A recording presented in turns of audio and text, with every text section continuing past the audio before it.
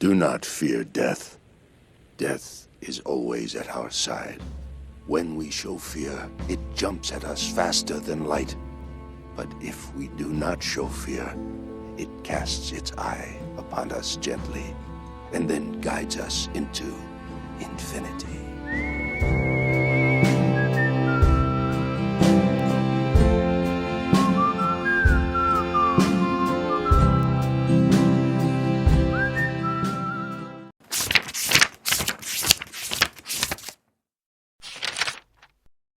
Hello everybody and welcome to my place on the internet, where I am your host, Peter aka the MuttonChopGuy, where I jump into the sprawling world of manga to talk about niche genre within it, known as Gei Komi, or Bara. You guys should know this by now. Well, I certainly hope you guys have been enjoying your 2024. I know it has been extremely busy for me in terms of just general adulting upkeep, is the best way I can put it. I mean, it's just, I don't know. The best way I can put it is I just feel like I'm constantly busy and I'm always having to take care of things and I don't feel like I can get a break. Not necessarily complaining, I'm just feeling like that's how 2024 in general has been. Not necessarily what's been going on in the mainstream media or the internet. I just mean in life in general. But I hope yours has been going well. Look, I might be broke, desperate, and nearly homeless, but I still got one thing deep down inside that gives me power. That was it. That was all I had. So allow me to give you guys a break from 2024, or whatever you guys are watching this, so you guys can enjoy yourselves by letting me talk about a lovely story. And the funny thing is about this story is that one, it's lengthy, as in like there's 400 pages, but two, there's a lot of stuff going on in this story that I don't know how else to describe it. I just have to jump right into it because it's just, in my opinion, really, really good. And the name of this story is Killer Whale and Niterite. So, yeah, why not just get started?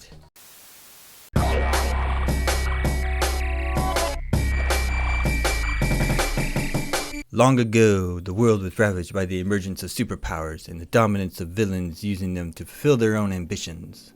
While most powers were no match to the power of a firearm, heroes quickly rose to protect the innocent from the villains' abusive conquest for power.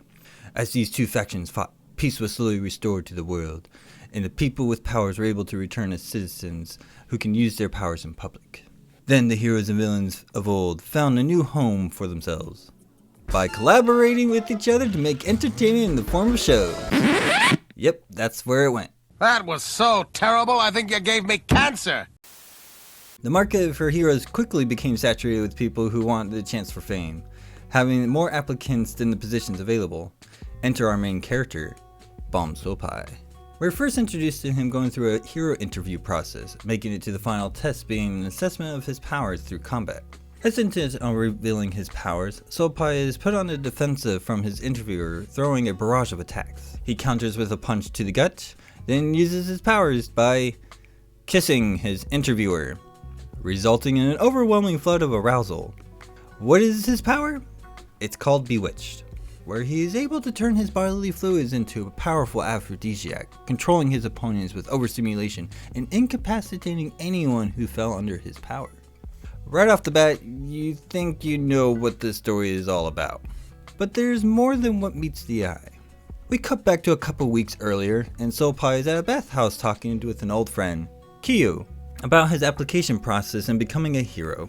He consults Sopai with feeling that these hero firms either mock, feel disgusted, or outright reject him on his powers alone.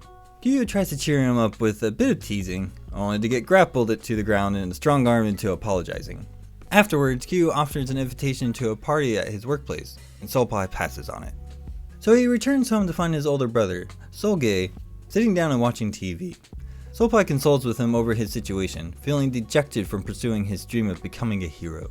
Solgei leaves for work, giving Sopai some alone time for him to contemplate about if there is a place where his powers are desired and praised, feeding into his doubts and fears that there isn't such a place. Resolved to let fate guide him to a hero job if it allows him, he decides to relieve himself from the stress by using his powers on himself, just for him to get interrupted by a knock at the door. He answers to find his new neighbor, who is a foreigner trying to introduce himself by offering a gift being a roll of toilet paper? Is this a reference to the toilet paper shortage of 2020? I mean, I'm okay with getting sundries because it's something that we will need at some point. But as an offer of friendship? Okay, whatever, I'm getting off track here. Soul Pie, unaware of the language barrier, accepts the gift, thinking that his new neighbor is possibly flirting with him and also thinking that he saw him enjoying himself earlier. Then his neighbor returns to his home, leaving Soul Pie to contemplate on what just transpired, as I'm sure many of us are doing too. Soul Pie finds himself in trouble when Kyo calls in a favor to help out at the club that he works, and tried to calm himself down by going into the restroom after having so many patrons tempt him with their light teasing. Mistakenly making his pheromones spread out into the club, Soul Pie caused most of the patrons to crowd the bathroom, and for the owner of the club, who goes by Chief, to break it up. Soul Pie is taken to his office and discusses the damages done to the property and the brand, which Chief first settles with both him and Kyo to pay off all the damages done, but then offers him an opportunity he wasn't expecting at all: becoming a villain. Wait, what? Soul Pie rejects the offer, explaining that he's been studying to become a hero, and holds himself to it after Chief attempts to convince him of the prospects of being a villain. Chief tells him that the offer still stands if he ever changes his mind, but not to wait too long before he changes his. Cut back to the present day, and we see Soul Pie slouched down in the alleyway outside the club, crying over how his interview went, feeling shame over how those people watching may have felt. Then a person flees from the club and we see Chief shouting after them, apologizing for getting too horny? Wow, just let the whole neighborhood know what you've been up to. We know you're a little slut! Chief and Soul Pie see each other, and Soul Pie asks if the offer is still on the table. Chief tells him that his luck is scary and if he waited a minute longer he would have rejected it, but tells him that yeah, it still stands, and offers Soul Pie to step into his office to go over the details. Chief then asks if Soul Pie has a villain name yet, and Soul Pie takes a moment to think about it, remembering the name of the party favor someone offered him at the club that night, and calls himself Niterite. Meanwhile, back at the hero recruiting center that Soul Pie ran away from, one of the executives found his rejected application after a quick mix-up. He calls up an associate to talk about a pitch he made long ago and asks if they still want to give it a shot. The plot thickens.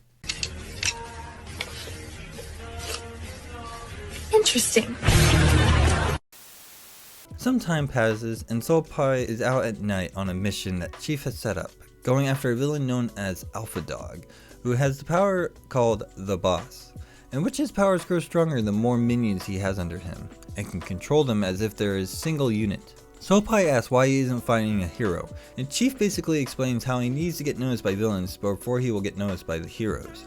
So he basically needs to build his image if anyone's going to take him seriously. Chief then explains how this villain is ripe for the taking since he has a loyal fan base who is attracted to his sex appeal. Unfortunately, things don't go according to plan when he tries to use his powers on Alpha Dog after snaring two of his underlings, and goes on to talk about Soul Pie's villain concept as interesting for getting people's attention, even his. After some banter from Alpha Dog offering to give him the win if Soul Pie can get him off, Soul Pie uses his power to subdue him, only for it to make Alpha's libido stronger, and losing the fight as a result. So the next day, Soul Pie is back at the club with Chief for a villain conference, in which he does a roll call for like 5 people, but in reality there's only 2 of them. Man has big dreams, what can I say? They deliberate over the events of the fight, and Chief comes to the conclusion that Niterite is missing something. A signature attack! So what is Chief planning to help him with that? To take some samples of Soul Pie's powers to research in order to increase the potency of it, by extracting it from him when he's at his peak arousal state. Wow. Afterwards, Soul Pie is at home, debating over his stance of being a villain, thinking about what if he's too bold to become a hero, yet too timid to be a full-time villain. Can he really do this? Resolved to fix his issue and to not let this get the best of him, Soul Pie tries to add to his outfit by wearing a harness, only for Kyo to show up and snap a picture of him. Nice. Kyo was getting chicken when he ran into Soul Pie's neighbor at the same shop, having trouble placing his order, and Kyo helped him out. We learn that his name is Cody, and he just moved into town after passing his hero recruitment test. So they shared dinner, watched some TV, and drink plenty of booze, because that's what people do these days. Kyo stares at Soul Pie and discusses how he saw his loss on the villain's channel, and tries to cheer him up with some light teasing. While doing so, Kyu tries to figure out why Sopai feels shy when it comes to lewd things in public, telling him that he thinks Sopai wants everyone to love him, but also wants everyone he loves for himself. This leads to some foreplay and fooling around, while at one point Kyu tells him that he should be happy and to stop feeling so down, Niterite, prompting this look from Sopai. Why does this feel wholesome in the middle of a lewd scene like this? How is that even possible? It's beautiful. So before they can go any further, Kyu stops and tells Sopai that he needs to go to work.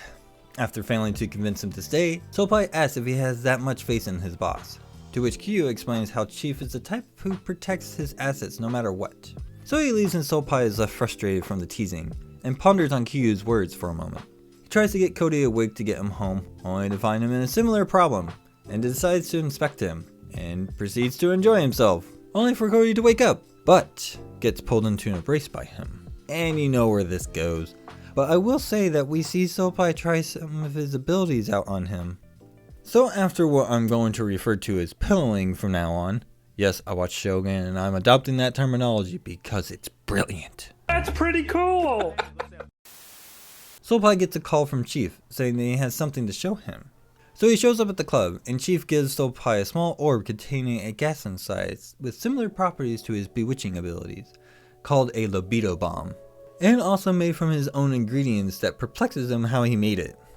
I'm also confused on how you make a gas bomb out of someone's So Chief tells him to go and wait until his next fight, but Sopai wants to test it out, and knows the perfect test subject to try it out on. So he leaves the Alpha Dogs hangout, tosses in his new surprise, and we get a rather nicely paced scene of power scaling between the two. Here we actually see Sopai really play into his persona as Niterite, and with his newfound confidence, he actually wins the battle of wits, forcing his opponent to submit and give up his hangout, which appears to be a bar of some sort. Holy crap, the little f***er pulled it off! Then we see Sopai relaxing at home, enjoying the spoils of his victory when he gets a notification on his phone. The next thing we see is Kyu at home playing video games when his phone rings. He answers to find Sopai is telling him that he finally did it. Not the fight with Alpha, but he just received word that his hero application has just been accepted? What? What the fuck? What follows is a story of someone who lives a double life. One training to take on the name of a beloved hero, and the other moonlighting as a new and up-and-coming villain in the underground. Little does he know, while he's only beginning to enter the spotlight, he's not seeing how the people close to him are becoming. With Kyu trying to get Sopai to not overdo it, aiding him in healing from his injuries, Sopai also makes new connections with his newfound teammates, while being watched by some of the highest members in his field that he admired since he was a child. While making progress through both, a darkness looms over him as it seeks to use him for their own gain. This being a story full of twists and turns while also being well rounded with its world building, Sopai is on a journey that even he doesn't fully understand, and only time will tell if he's truly up for the task in fulfilling his lifelong dream. Wow! That was amazing!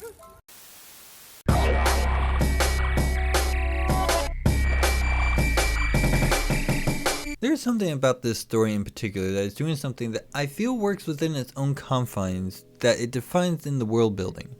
I know we typically deal with stories and plot lines that are so centered around the pillowing and the fantasy that we lose out on everything else that can make the overall material robust in quality. How this story handles superpowers with the entertainment industry is actually clever, as it lets the characters lean into their gimmicks and styles that gives them such personality, making them stand out from each other. I love it when stories do this, because I like variety in both good guys and bad guys. I like how the heroes and villains found themselves in attrition, so they had to adapt in order to survive. So they went with the wrestling entertainment angle, as it would let both sides benefit from the industry. I used to watch pro wrestling when I was a kid, so this format plays into that easily, giving the author room to make a big cast of characters for anyone reading it to hopefully find someone they relate to, or just enjoy as a character. I love this bit in the exposition talking about how most powers are no match to the power of a gun, because I could totally see someone trying to use their power to mug someone and the person just pulls out a gun. Call an ambulance! Call an ambulance! But not for me!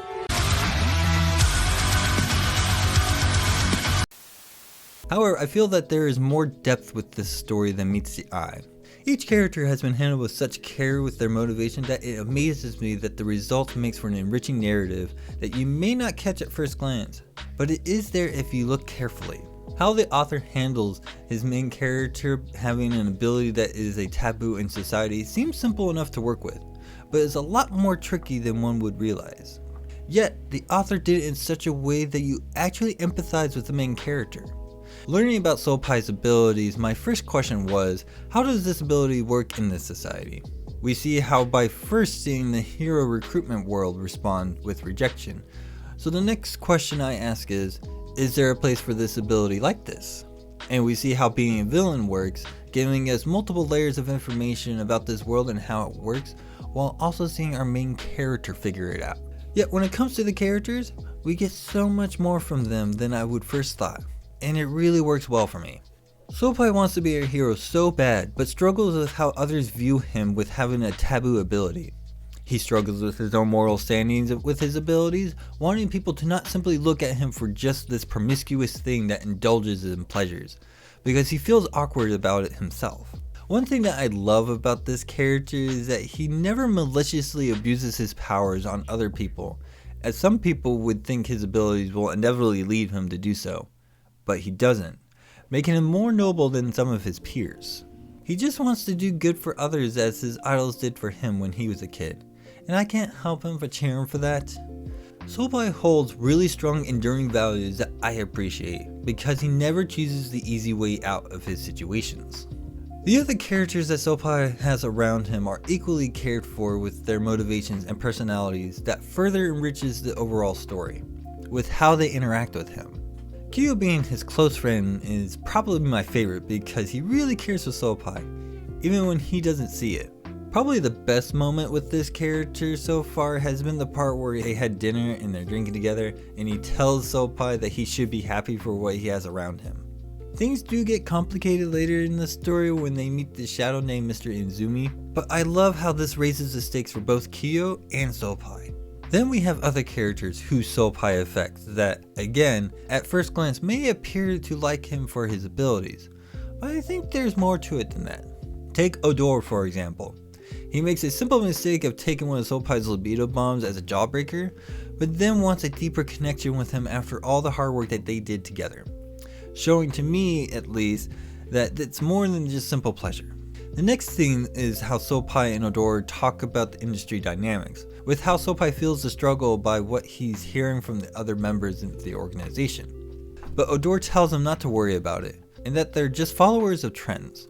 Then he shows some vulnerability when he talks about how Soapai needs to keep pushing forward, to use all that skepticism from the audience and fellow stars to fuel his drive to be the best that he can be. And I just love it. I think I just peed a little. There's so much admiration that you get from everyone that they get from the other characters, and I love these kinds of stories. While this story is still ongoing, there's a lot of things within these 4 lengthy volumes that I think have a wider appeal within the genre itself. There's so much more I can go into, but this isn't a deep type of video. However, if you want that, then let me know. I'm still working on that other script for my backup channel, which should tell you how long that video is going to be. But yeah, there's just a lot to enjoy about this, and I highly suggest reading it for yourself. Right, yeah, got it.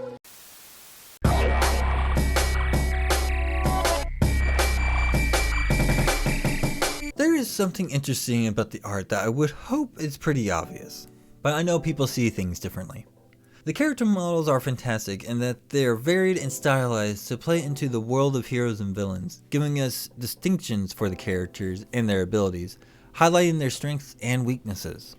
The expressions in these characters are also amazingly great because I can really feel their emotions through them, but still be in this lighter art style that makes for the whole thing even stronger than the sum of its parts. There is also a lot of different faces that all the characters make that can be used for memes, and I think that's great. This art style really knows how to set the tone of any situation the story has, both serious and not serious. The action scenes definitely shows the weight and gravity of the force each person uses in them. The fight scene for the debut match was brilliantly paced with the panels the author used, and it's just top-notch art skills that I have to give praise for. And I love how the author knows how to give weight to the serious introspective moments that the characters go through, with the shading and lighting framing everything for us to understand these characters. I also like the costume designs, but that's just my nostalgia for the theatrics of pro wrestling world.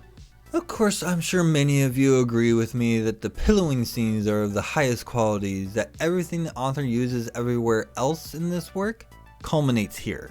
These parts do carry some of the story through it, so it does make skipping these scenes difficult, but they are tasteful and don't go overboard in the eroticism or kink. Which I can see some people getting bored with these parts, but I actually like how tame they were. It gives more emphasis and weight to them than simple fan service.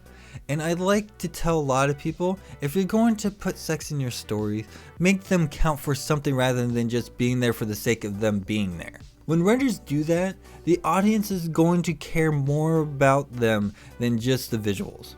However, I will always leave that to the audience themselves to come to their conclusions, as many returning viewers know this by now.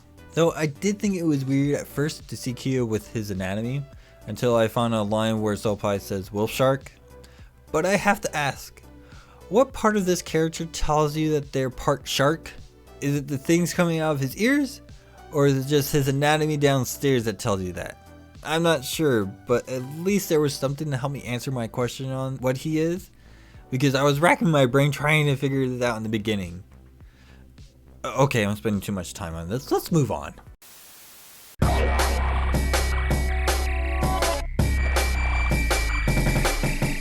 Overall, this is probably one of the better furry mangas I have read in a while that gave me more than what I thought I could get from a story like this.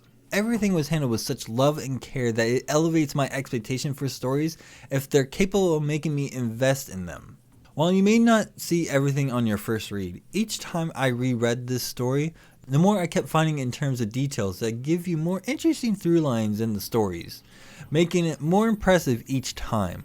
There were many lessons in terms of writing and world building that I was able to take away from this work, and I hope that you do too because of how well this one did everything. Flawless segue.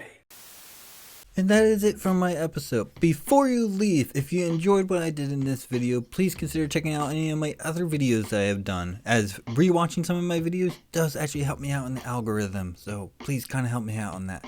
Other than that, you can always like, share, and subscribe to my channel because that also helps me out with the algorithm, because, you know, shameless e-begging here is happening because that's what us YouTubers like to do, I guess. I don't know. But yes, if you have any recommendations that have any of the tags of Bara, Gei Komi, or Men's Love, please do not hesitate to drop that down in the comment section below. I do check those out and I do keep those on a list, so please do not hesitate to do so. If you do like what I'm doing and wish to help me out any further, you have the wonderful opportunity to donate to me at Ko-Fi. Links down in the description. You can also follow me on any of my socials.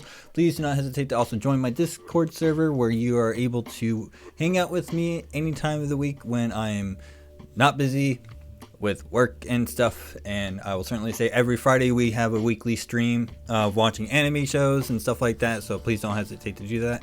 I will remind you that you do need to be age verified when you join my server, because that's what we do there. Other than that, I certainly hope you guys enjoy what I had to do in this video, and I definitely hope to catch you guys all in my next one. Bye-bye.